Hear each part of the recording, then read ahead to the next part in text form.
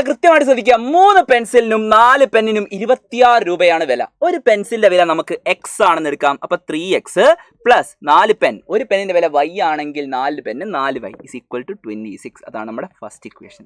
ഇനി പെൻസിലിന്റെ വില എക്സ് ആയതുകൊണ്ട് 6 പെൻസിലിന് 6x പ്ലസ് 3 പെന്നിന്റെ വില 3y that is equal to 27.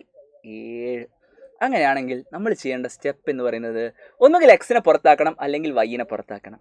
നമുക്കിവിടെ എക്സിൻ്റെ എണ്ണം സെയിം ആക്കുക എന്നുള്ളത് എളുപ്പമാണ്. 3xനെ 6x ആക്കാം.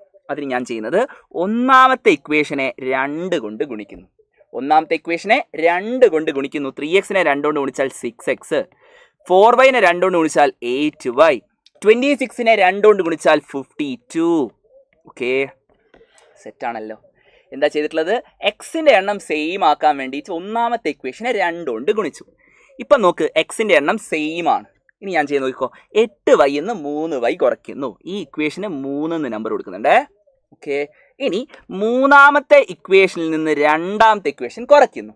8yയിൽ നിന്ന് 3y കുറച്ചാൽ 6x എന്ന് 6x കുറച്ചാൽ അത് 0. 8yയിൽ നിന്ന് 3y കുറച്ചാൽ 5y, 5y is equal to 25. എങ്ങനെ 25 കിട്ടുന്നത്? 52 27 കുറയ്ക്കുക, അപ്പോൾ 25 കിട്ടും. ഓക്കെ, അപ്പോൾ y is equal to 25/5 that is equal to 5. അതായത് നമ്മളുടെ പെന്നിൻ്റെ വില 5 രൂപയാണ്. ഓക്കെ, ഒരു പെന്നിന് 5 രൂപയാണെങ്കിൽ 4 പെന്നിൻ്റെ വില എന്ന് പറയുന്നത് നമുക്കറിയാം 3 പെൻസിലിനും 4 പെന്നിനും കൂടെ 26 രൂപയാണ്. ശരിയല്ലേ? ഒരു പെന്നിൻ്റെ വില 5 രൂപയാണെങ്കിൽ 4 പെന്നിന് 4 × 5 3x പ്ലസ് 4 × 5 26. അതായത് 3x plus 20 is equal to 26. അങ്ങനെയാണെങ്കിൽ എക്സ് എത്രയാടാ? 3x is equal to 26 minus 20. അതായത് 3x 6, എക്സ് എന്ന് പറയുന്നത് 2 ആണെന്ന് നമുക്ക് ആൻസർ കിട്ടും.